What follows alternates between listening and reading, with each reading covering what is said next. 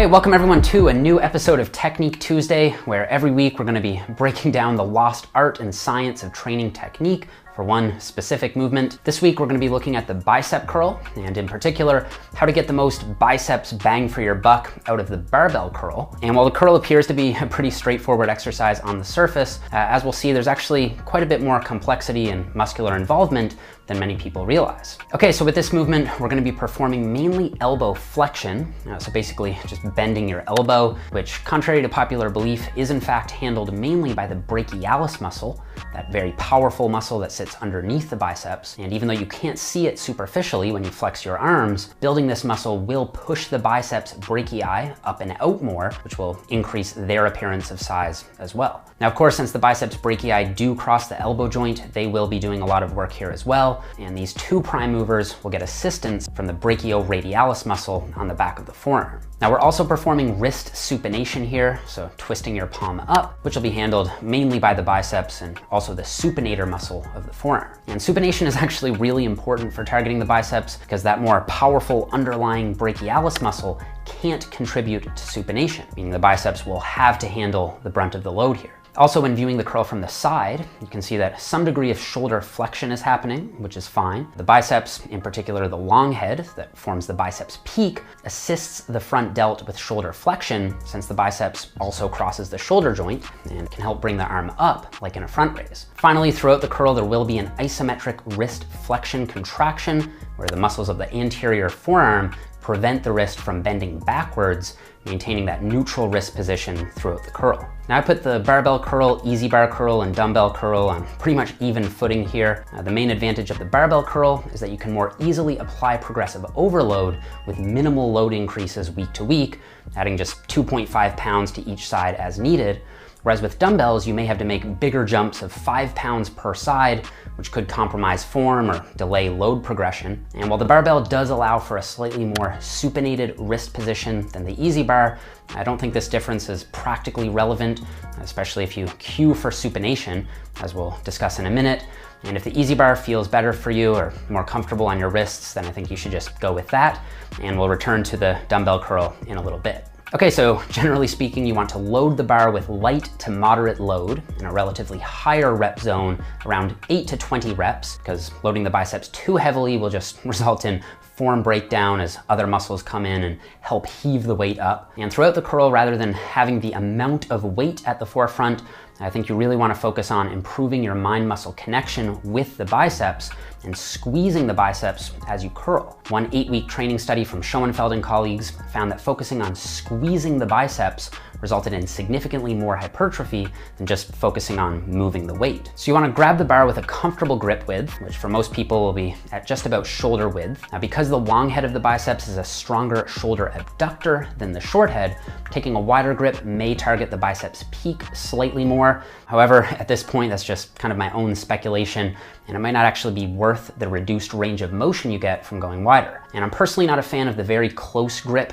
as it also reduces range of motion, and according to one source, reduces biceps EMG amplitude by 13% relative to a shoulder width grip. As a quick aside, when it comes to targeting the long head or that outer peak, Dr. Brad Schoenfeld has recommended performing exercises where the upper arm is held behind the body, where the long head will be placed under greater stretch. So if your goal is to maximize the peak, in addition to the basic barbell curl, you may want to also include an incline dumbbell curl or a Bayesian cable curl, where the arm is held back behind the torso. Okay, back to the barbell curl. So with a comfortable, roughly shoulder width, supinated or underhand grip, stand upright with the barbell, keeping a strong shoulder width stance with a braced core and slightly bent knees. Now, unlike with the bench press, here you want to purposefully take a more loose grip with your hands and fingers, which will increase biceps involvement by minimizing activation of the elbow flexors of the forearm. You want to make sure that before initiating the curl, your elbows are tucked in comfortably close to your sides, and just before initiating the curl,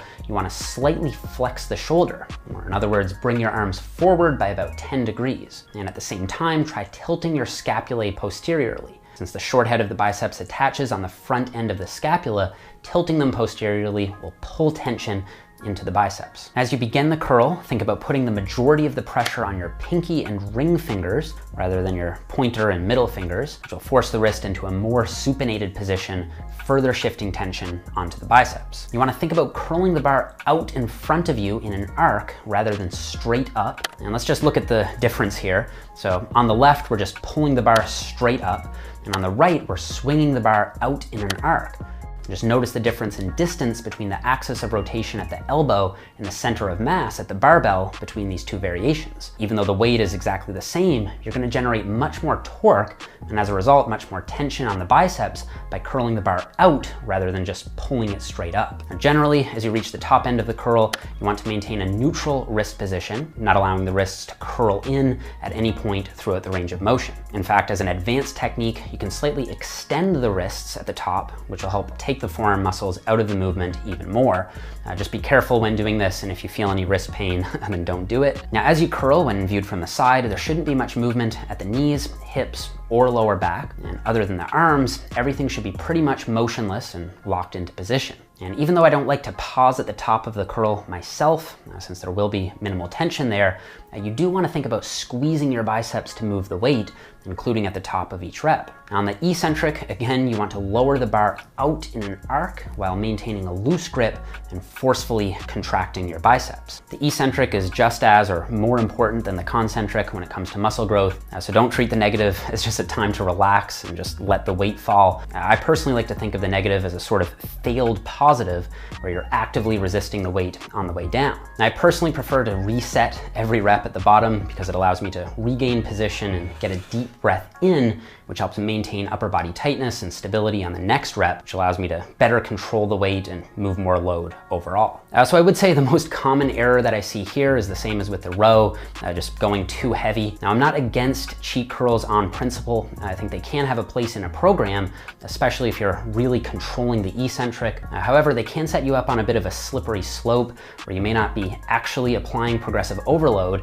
You may be, in fact, applying progressive cheating, where you just progressively get more and more assistance from the other muscles down the chain, while tension on the biceps actually goes down or at best stays the same. So I think that a bit of shoulder flexion up to 10 to 15 degrees is actually a good thing to get the curl started, but as the hips, knees, and ankles start to get involved, it starts to become a totally different exercise. Now, an arm blaster can actually be really helpful here, as it helps to keep the shoulders back and enforces a better lifting posture.